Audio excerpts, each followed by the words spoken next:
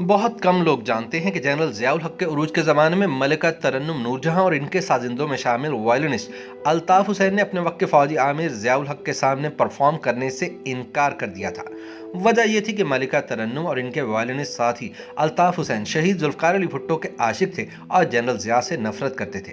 लिहाजा जब अल्ताफ़ ने वायलिन बजाने से इनकार किया तो नूरजहां ने भी गाने से माजरत कर ली। कहानी कुछ यूं है कि भुट्टो हुकूमत को उल्टाने और उन्हें एक झूठे कत्ल केस में तख्तादार पर लटकाने के बाद मुल्क का सियासी और समाजी मंजरनामा धुआं धुआं था। हर दिल अजीज अवामी रहनुमा की फांसी के बाद एहतजाज करने वालों को न सिर्फ पाबंदे सलासिल किया जाता था बल्कि कोड़े भी मारे जाते थे। इस मंजरनामे में फौजी हुकूमत को 14 अगस्त मनाने की सूची ताकि पाकिस्तान की गुलाम कौम को आज़ादी का एहसास दिलाया जाए।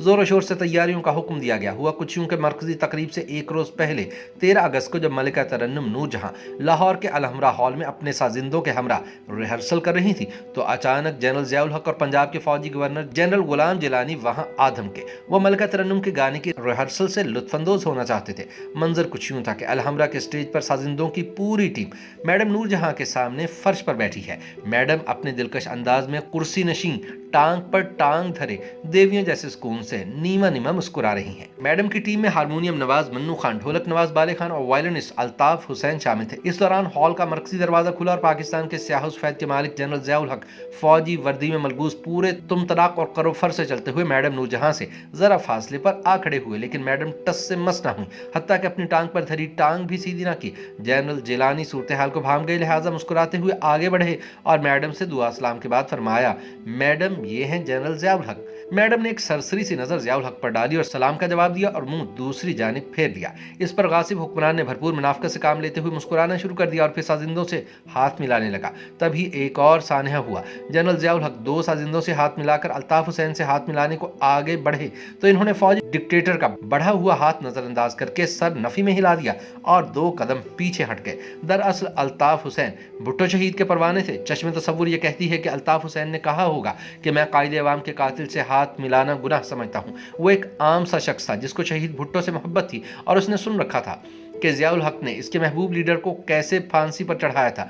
अल्ताफ ना तो डिप्लोमेसी जानता था ना सियासत। उसकी डिक्शनरी में बात ही नहीं कि जिसको वो गलत समझे उसको सराहे भी। वो बस अपना काम जानता था और सियासत सिर्फ इतनी कि भुट्टो को पसंद करता था। जनरल ज़िया जैसे डिक्टेटर से ऐसी गुस्ताखी और वो भी एक मिरासी के हाथों यकीनन नाकाबिले यकीन वाक़या था। मैडम ने मामले की संगीनी को भांप लिया और बोली, हाँ मन्नू खां चल वाजा छेड़। इसी दौरान असी फौजी अफसरानों गाना सुनाई। इस दौरान जनरल ज़ियाउल हक और जनरल जिलानी अलहमरा हाल के सोफों पर बराजमान हो गए। ताहम अल्ताफ हुसैन ने ज़िया के सामने वायलिन बजाने से माजूरी जाहिर कर दी। इस पर मैडम ने फिर रिहर्सल कैंसिल करने का ऐलान कर दिया।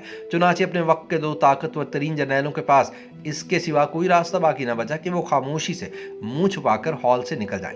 ये हौसला सिर्फ और सिर्फ नूरजहां और अल्ताफ हुसैन जैसे बड़े आर्टिस्ट दिखा सकते थे। कोई सच्चा आर्टिस्ट अपने ज़मीर के खिलाफ कैसे जा सकता है? लेकिन अफसोस अब वो लोग ना रहे। अगरचे जनरल ज़िया के बाद इससे भी काबिल और बहादुर आर्मी चीफ आकर जा चुके, लेकिन एक भी नूरजहां और अल्ताफ हुसैन जैसा नहीं आ सका। YouTube पर गूगली न्यूज देखने के लिए youtube.com की सर्च बार में गूगली न्यूज टीवी टाइप करें। गूगली न्यूज के पेज पर सुर्ख रंग के सब्सक्रिप्शन वाले बटन पर क्लिक करना ना भूलिए। YouTube पेज पर अपलोड होने वाली वीडियोस से बाखबर रहने के लिए बेल आइकन पर क्लिक कीजिए। आपको हर नई वीडियो के बारे में नोटिफिकेशन मौसूल हो जाएगा।